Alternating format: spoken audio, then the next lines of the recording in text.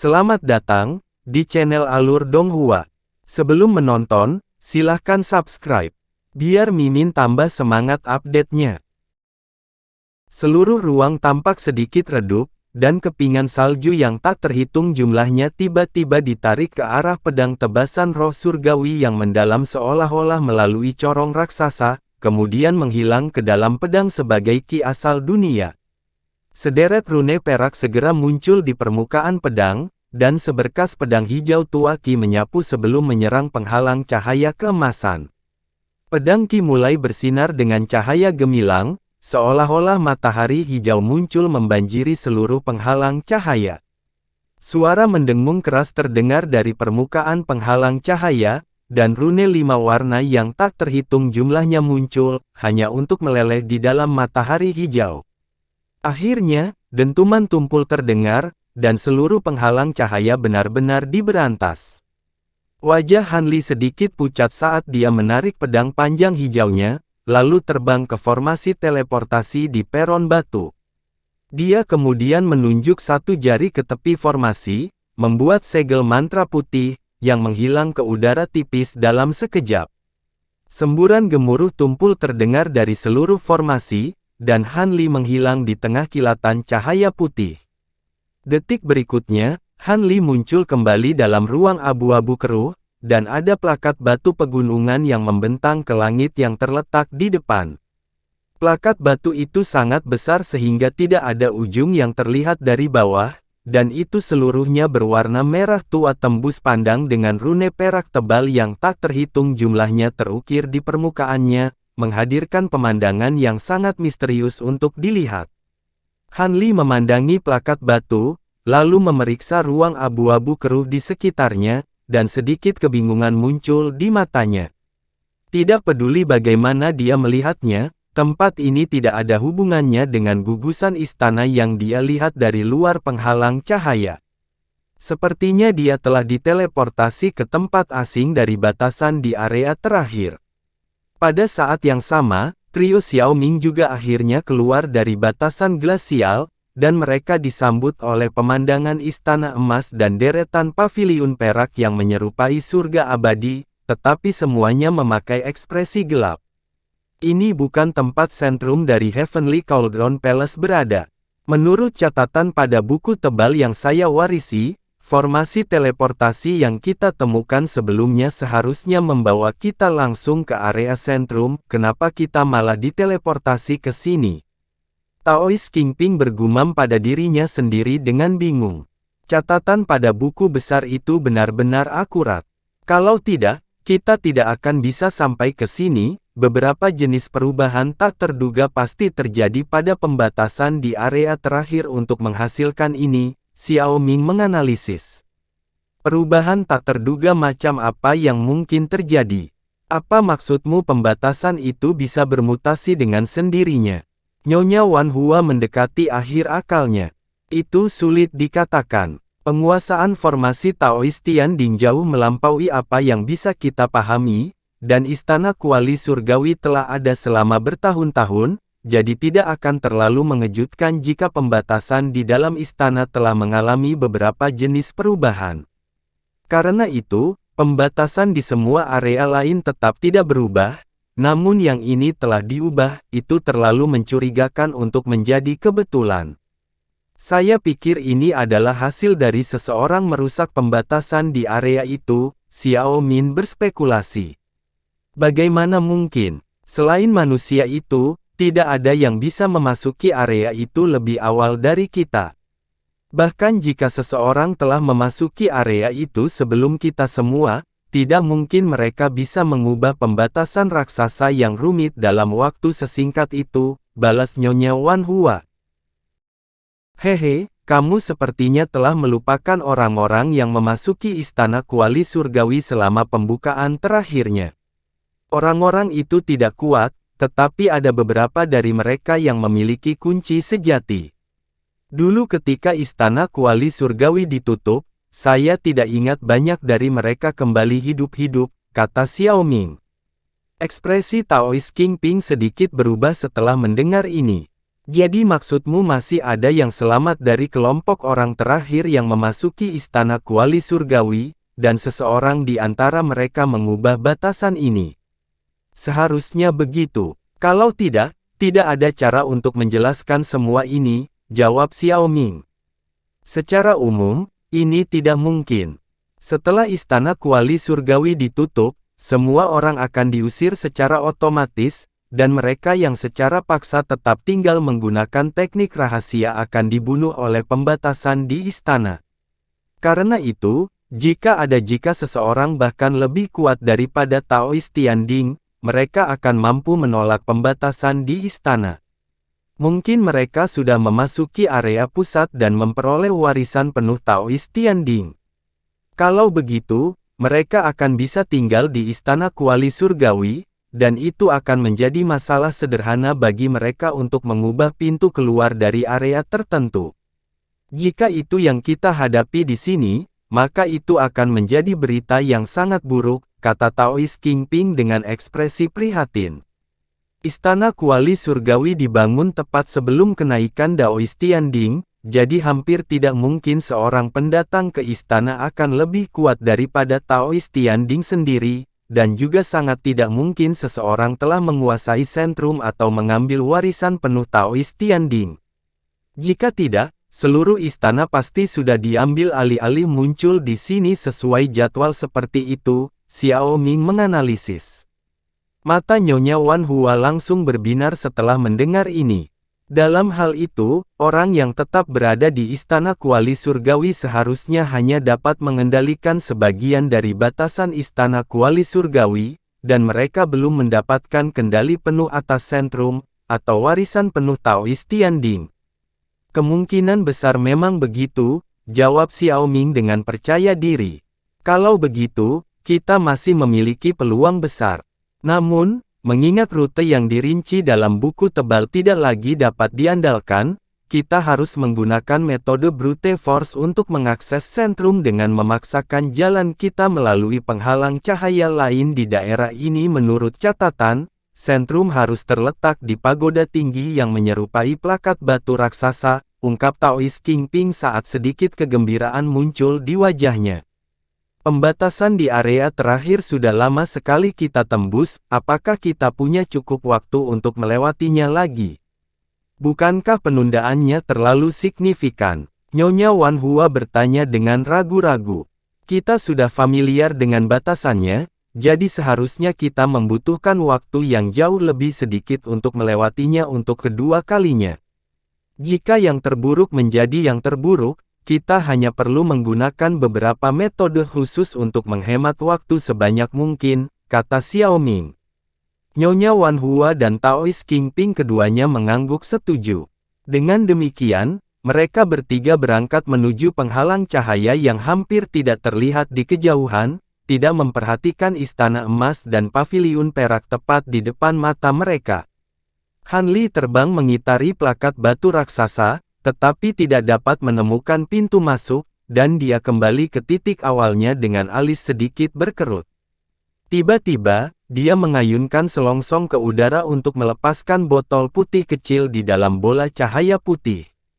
Permukaan botol itu sangat halus, dan hampir transparan sepenuhnya dengan bola cahaya merah menyala tanpa henti di dalamnya. Siapa yang akan berpikir bahwa tubuh asli rekan Daoist Ice Soul benar-benar akan terjebak di sini?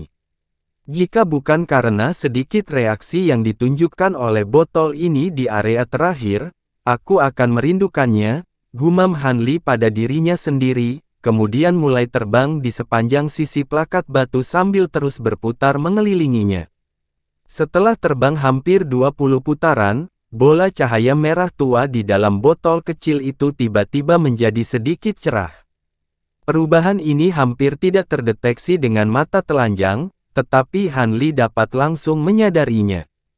Karena itu, dia segera berhenti sebelum terbang langsung menuju plakat batu sebelum berhenti lagi di depan beberapa baris rune perak besar. Teks perak miring, ini mungkin membingungkan orang lain, tapi bagiku hehehe.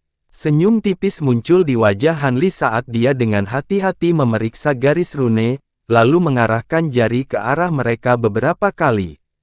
Rune perak berkedip sedikit sebelum menyatu dan bergabung menjadi satu untuk membentuk rune perak yang lebih besar, yang mulai berputar di tempat dengan sendirinya. Sebuah lorong hitam kemudian tiba-tiba terbuka di permukaan plakat yang tampak padat. Han Li segera terbang ke lorong, yang dengan cepat ditutup kembali. Setelah mendarat di sepetak tanah halus, Han Li membuat gerakan mencengkeram sebelum melemparkan bola cahaya putih ke udara, langsung menerangi lorong gelap sehingga seterang siang hari. Dia dengan cepat memeriksa sekelilingnya untuk menemukan bahwa ini adalah lorong setengah lingkaran, dan lantai serta dinding semuanya dilapisi dengan lempengan batu biru biasa. Namun, ada beberapa pola roh merah terang yang tidak dapat diidentifikasi terukir di permukaan bahan ini, dan pola tersebut mengeluarkan bau darah yang samar. Han Li menarik pandangannya sebelum melepaskan indera spiritualnya yang luar biasa, dan setelah beberapa saat, dia menghela nafas yang sedikit pasrah. Seperti yang diharapkan, indera spiritual secara signifikan lebih terbatas di sini daripada di luar, dan pembatasan penerbangan di lorong ini sangat kuat bahkan dia hanya bisa melayang sedikit di atas tanah. Selain itu, jumlah pengeluaran kekuatan sihir yang dibutuhkan untuk mempertahankan penerbangan juga jauh melebihi batasan penerbangan normal. Seperti yang diharapkan dari seseorang yang berhasil naik, batasan yang ditinggalkan oleh Taoist Tianding benar-benar luar biasa. Setelah merenung sejenak, Han Li melangkah maju dan mulai berlari dengan kecepatan penuh. Dengan tubuh fisiknya yang sangat kuat, kecepatan larinya tidak lebih lambat dari kecepatan terbang rata-rata pembudidaya Grand Ascension. Tidak ada bahaya langsung di sini, jadi tentu saja dia tidak perlu mempertahankan penerbangan. Namun, setelah hanya maju dalam jarak pendek, lorong itu mulai menanjak secara bertahap. Beberapa saat kemudian, Han Li sudah berada lebih dari 1000 kaki lebih tinggi dari titik awalnya. Tiba-tiba, cahaya terang muncul di depan, menandakan adanya jalan keluar. Mata Han Li sedikit menyipit, dan dia tidak berhenti sesaat pun saat dia melanjutkan. Namun, begitu dia muncul ke aula raksasa di luar lorong, dia terpaku di tempat oleh apa yang dilihatnya. Aula itu tingginya sekitar 300 hingga 400 kaki, dan luasnya melebihi 1000 hektar. Namun, apa yang seharusnya menjadi lantai batu biru yang rata dan halus penuh dengan lubang dan kawah, serta sisa-sisa harta yang tak terhitung jumlahnya.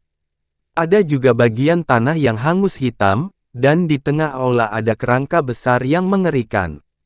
Kerangka itu tembus pandang seperti batu giok, dan menyerupai kerangka buaya dan wim.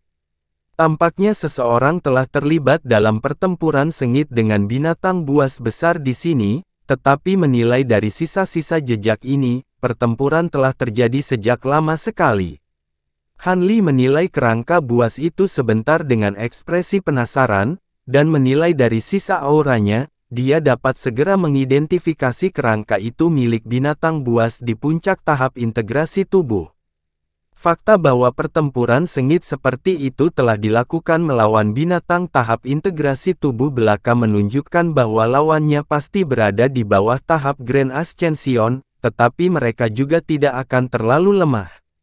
Melihat sisa-sisa harta karun di tanah, Han Li dapat mengatakan bahwa binatang raksasa itu kemungkinan besar memiliki sekitar 4 hingga 5 lawan.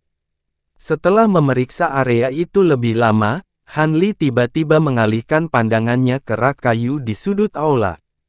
Ini adalah rak hitam yang panjangnya sekitar 20-30 kaki, dengan sekitar selusin piring perak dengan ukuran berbeda ditempatkan di atasnya dalam 2 baris. Namun, piring-piring itu semuanya kosong, dan isinya jelas sudah diambil oleh seseorang. Dengan demikian, Han Li tidak ragu lagi saat dia berjalan langsung menuju pintu keluar di sisi lain aula. Lorong biru yang sama dilanjutkan, dan pada kesempatan ini, butuh waktu cukup lama bagi Han Li untuk akhirnya muncul di sisi lain. Dengan melakukan itu, dia tiba di ruang yang beberapa kali lebih besar dari aula sebelumnya. Ada beberapa awan putih melayang di udara di atas, dan tanahnya terdiri dari pasir putih halus. Di tengah ruang ini berdiri sebuah bangunan berbentuk biara berbentuk segitiga. Han Li melirik bangunan itu sebelum membalik tangan untuk memanggil botol kecil itu. Bola cahaya merah di botol tidak menunjukkan reaksi apapun, dan alisnya sedikit berkerut saat melihat ini, tetapi dia tetap berjalan menuju gerbang biara, yang sudah terbuka lebar. 3 orang suci roh penyihir berdiri di depan lautan kabut hitam yang membentang sejauh mata memandang. Kabut melonjak hebat seolah-olah itu adalah makhluk hidup, sesekali melepaskan hembusan angin glasial yin bersamaan dengan lolongan yang mengental. Mereka bertiga terlihat sangat lelah, dan aura mereka semakin berkurang. Bahkan 3 tunggangan raksasa di bawah mereka sudah menghilang, tapi mereka semua melihat ke lautan kabut dengan kegembiraan di mata mereka. Ini karena ada paviliun merah yang terletak di dalam lautan kabut.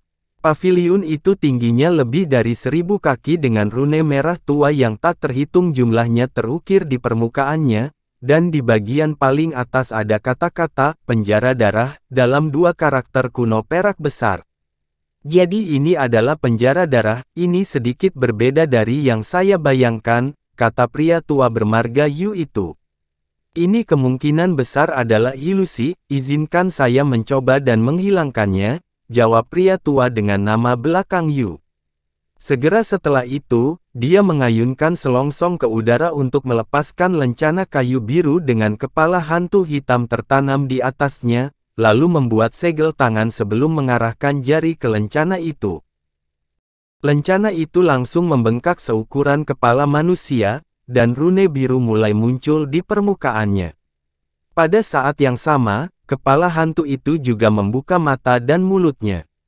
Pilar cahaya biru keluar dari mulut kepala hantu itu sebelum berubah menjadi pilar besar angin biru yang menghilang ke lautan kabut dalam sekejap.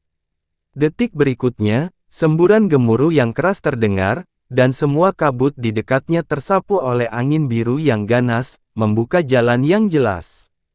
3 orang suci roh penyihir mengintip dengan hati-hati ke lorong, setelah ekspresi mereka semua sedikit berubah. Di bawah lorong adalah sebuah danau raksasa yang dipenuhi dengan air merah kental, dan ada serangga mirip belatung putih seukuran ibu jari yang tak terhitung jumlahnya berenang di sepanjang permukaan danau, membuat orang yang melihatnya merinding. Apakah ini penampakan sebenarnya dari penjara darah? Mungkinkah ini ilusi juga? Pria tua bermarga Yu itu bertanya dengan tertegun. Tidak ada ilusi yang bisa mempertahankan dirinya di hadapan angin astral biru langitku, jawab pria bermarga Wu sebelum membuka mulutnya untuk melepaskan beberapa bola energi ke dalam lencana kayu biru. Angin yang keluar dari mulut kepala hantu itu segera menjadi lebih dari 10 kali lebih kuat, dan 1 tiang angin dilepaskan satu demi satu. Beberapa saat kemudian, sebagian besar lautan kabut telah terhalau, sehingga mengungkapkan sebagian besar danau merah. Ketiga lelaki tua itu mengarahkan pandangan mereka ke bawah, di mana tatapan gembira muncul di mata mereka. Selain belatung yang tak terhitung jumlahnya di permukaan danau, sekitar selusin kandang logam hitam dengan ukuran berbeda juga telah terungkap. Yang terkecil dari kandang ini tingginya hanya sekitar 10 kaki, sedangkan yang terbesar berukuran lebih dari 10.000 kaki. Permukaan mereka dipenuhi dengan rune emas yang tidak dapat diidentifikasi, dan ada paku merah tajam yang tak terhitung jumlahnya menjulur ke dalam sangkar, menghadirkan pemandangan yang mengancam untuk dilihat. Sebagian besar pintu kandang sudah terbuka lebar, hanya beberapa yang masih mulus dan belum dibuka, dan di dalam masing-masing kandang yang belum dibuka itu ada mayat dalam berbagai pose. Makhluk-makhluk ini jelas telah musnah bertahun-tahun yang lalu, dan semuanya memiliki struktur tulang yang sangat berbeda, tetapi aura sisa mereka masih menyerang 3 orang suci roh penyihir dengan rasa ketakutan. Ini pasti musuh yang disegel di sini oleh Taoist Tianding. Seperti yang diharapkan, mereka semua sangat kuat, kita harus memeriksa tubuh-tubuh ini dengan hati-hati untuk melihat mana yang menjadi milik Tuan Tianwu, kata pria tua terakhir dengan semangat di matanya. Tuan Tianwu adalah seorang praktisi seni kultivasi penyihir Dao, jadi jenazahnya pasti berbeda dari yang lain, kita akan dapat dengan mudah mengidentifikasinya begitu kita mendekat, pria tua dengan nama keluarga Wu itu menjawab. Tubuh-tubuh lain semuanya milik makhluk yang sangat kuat juga, jadi mereka pasti membawa harta yang luar biasa, kita tidak bisa meninggalkan mereka begitu saja, kata pria tua dengan nama belakang Yu dengan sedikit keserakahan dan urgensi di matanya.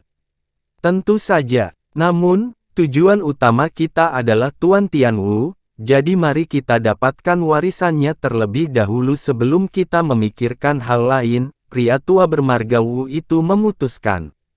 Dua lelaki tua lainnya merasa ini adalah saran yang masuk akal, dan mereka masing-masing melepaskan beberapa harta pelindung sebelum terbang langsung menuju sangkar logam hitam yang paling dekat dengan mereka.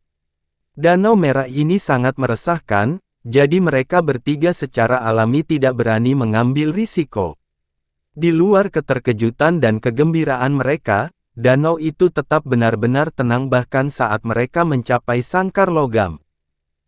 Tubuh di dalam sangkar jauh lebih mungil daripada orang normal, dan setelah memeriksanya dengan hati-hati dengan indera spiritual mereka, mereka semua menggelengkan kepala sebelum terbang menuju sangkar logam lain. Mayat kedua juga bukan yang mereka cari, dan sebelum mereka menyadarinya, mereka telah mencapai tengah danau, tiba di sangkar besi keempat. Berbeda dengan 3 kandang sebelumnya, sangkar logam ini adalah salah satu yang terbesar di seluruh danau, berdiri setinggi 5.000 hingga 6.000 kaki. Selain paku tajam yang memanjang ke dalam, ada juga rantai merah yang sangat panjang yang terikat berkali-kali di sekitar tubuh di dalamnya. Rantai itu sendiri dalam kondisi yang agak buruk, tidak hanya permukaannya yang dipenuhi karat, bahkan ada beberapa retakan yang terlihat, dan sepertinya tubuh itu telah meronta-ronta dengan keras selama beberapa waktu sebelum lewat. Mayat di dalam sangkar adalah milik makhluk bibrida manusia kuda, dan setiap tulangnya berwarna hijau bening dengan jejak cahaya keemasan yang mengalir melaluinya.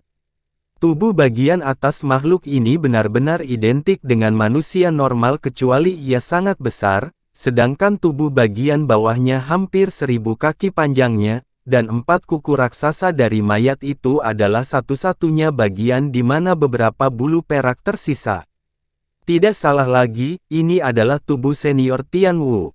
Pria tua dengan nama keluarga Yu segera menyimpulkan setelah merasakan aura menakutkan yang memancar dari tubuh. Ini memang aura penyihir Dao. Seperti yang diharapkan dari Master Tianwu untuk mempertahankan aura yang begitu kuat selama bertahun-tahun setelah kematiannya, lelaki tua terakhir juga menimpali dengan bersemangat. Sebaliknya, lelaki tua bermarga Wu itu melihat dengan alis yang sedikit berkerut. Di mana warisan Tuan Tianwu? Kata-katanya bertindak sebagai pengingat bagi kedua temannya, dan baru pada saat itulah mereka menemukan bahwa sepertinya tidak ada yang lain di dalam sangkar selain mayat raksasa itu. Tiba-tiba, salah satu mata lelaki tua itu berbinar, dan dia tiba-tiba menunjuk ke arah bagian tertentu dari tubuh raksasa itu. Apa itu? Dua lainnya buru-buru mengarahkan perhatian mereka ke tempat yang sama, di mana mereka menemukan bahwa ada bayangan hitam yang tertanam di salah satu tulang rusuk besar mayat itu. Setelah diperiksa lebih dekat, ini sepertinya slip batu giok hitam. Ini pasti sisa-sisa Tuan Tianwu, jadi mari kita buka kandang ini dulu, saran pria tua bermarga Yu itu. Kedua temannya secara alami tidak keberatan, dan dengan demikian, harta yang mereka panggil dikirim terbang langsung ke kandang logam dengan kekuatan yang luar biasa. Ledakan yang menggema terdengar, dan cahaya keemasan yang gemilang meletus dari sangkar logam, sementara sangkar itu sendiri hanya bergetar sedikit sebelum cahayanya memudar, dan semuanya kembali normal. Pria tua dengan nama belakang Wu memfokuskan pandangannya ke sangkar, di mana ekspresinya segera menjadi sedikit gelap. Tidak ada satu pun jejak yang tertinggal di permukaan kandang. Biarkan aku pergi lagi, kata pria tua dengan nama belakang Yu ketika tatapan tajam muncul di matanya, dan dia membuat gerakan meraih untuk memanggil pedang merah pendek dengan gambar serangga roh yang tak terhitung jumlahnya terukir di permukaannya. Ada juga kristal putih seukuran ibu jari tertanam di gagang pedang, dan dia mencengkeram pedang sebelum tiba-tiba memotong beberapa jari dari tangannya yang lain.